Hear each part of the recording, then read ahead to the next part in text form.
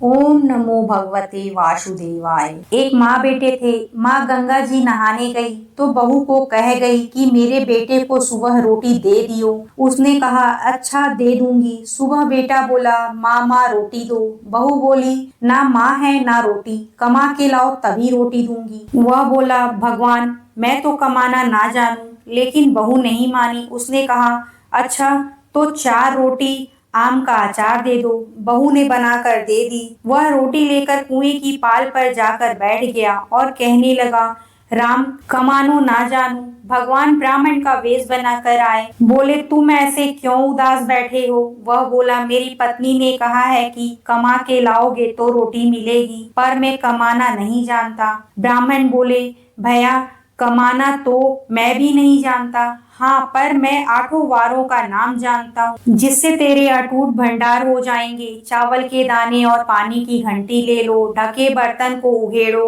ओंधों को सीधा करो। ब्राह्मण ने कही उससे सुनी। इतवार सोमवार मंगलवार बुधवार बृहस्पतिवार शुक्रवार शनिवार 8 वारों का आशना भरियो। पीहर सासरा अटूट भंडार होते चले गए।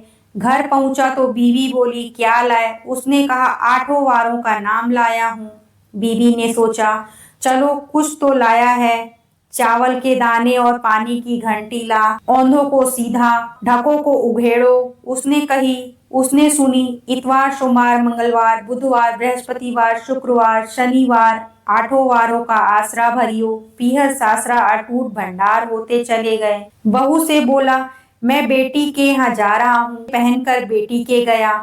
बच्चे बोले नाना आए नाना आए। बेटी बोली कैसे भेष में आए। बेटी बोले आए क्या है, 2 दिन की रोटी तोड़ने आए हैं। सच है गरीबी सब कुछ कहला देती है। बेटी से कहा बेटी 8 वारों की मेरी कहानी सुन ले। उसने कहा पिताजी मेरा मुंह झूठा है। उसके पिता भूखे ही सो गए। अगले दिन बेटी को तरस आया तो पिता से बोली पिताजी पिताजी आपकी कहानी सुनाओ। पिताजी ने चावल के दाने लाओ, पानी की घंटी लाओ, ढकों को उघेड़ो, ओंधों को सीधा करो। पिता ने कही बेटी ने सुनी। इतवार सोमवार मंगलवार बुधवार बृहस्पतिवार शुक्रवार शनिवार 8 वारों का आसरा भरियो। पीहर सासरा भरियो, अटूट भंडार होते चले गए। बेटी भर भर के बोइये बांटने लगी। पड़ोसन ने कहा तुम तो कह रही थी मेरा बापू कुछ नहीं लाया, फिर ये भर भर के बोइये कैसे बांट रही हो।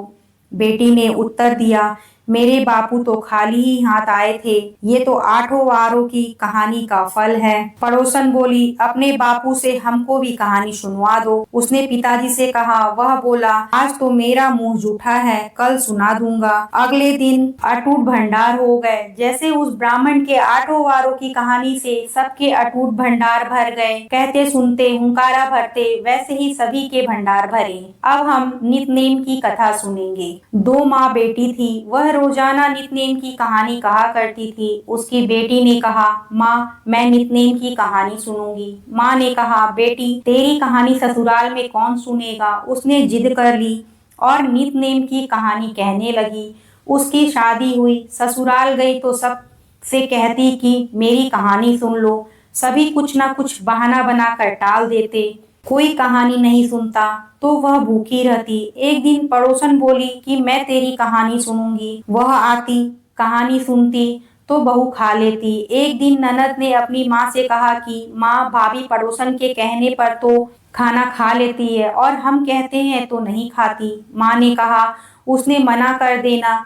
उसने कहा अच्छा। लड़की ने पड़ोसन से मना किया तो पड़ोसन ने अपने पति से कहा कि उसकी बेटी मना करती है। पति ने कहा कि उसकी माँ मना करे तो मत जाना। अगले दिन सास ने मना कर दी तो पड़ोसन नहीं आई। बहू की कहानी कोई नहीं सुनता तो वह भूखी रहती। ससुर ने पूछा कि बहू कैसी है तो सास ने कहा कि अच्छी है, काम काज तो कर लेती है मगर खाती नहीं है। ससुर ने कहा कि बड़े घर की बेटी है, काम करने से थक जाती होगी, इससे काम मत करवाया करो। लेकिन वह फिर भी नहीं खाती।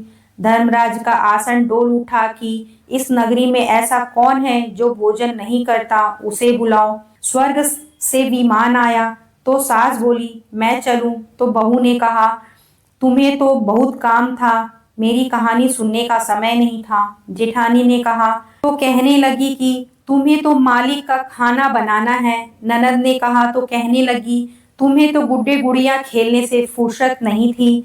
पड़ोसन बोली कि मैं चलूं, तो बोली कि हाँ चलो, तुमने ही मेरी नितनेम की कहानी सुनी। वह अपने मालिक के पास गई। मालिक बोला कि तू तो बड़ी भाग्यवान है जो जीते जी जा रही है, मरकर तो सभी जाते हैं। हे नितनेम जी महाराज, जैसा आपने उस बेटी को स्वर्ग दिया वैसा सबको देना, कहते सुनते सबकी करना। बोलो नितनेम महाराज की जय। बोलो विष्णु भगवान की जय। जय।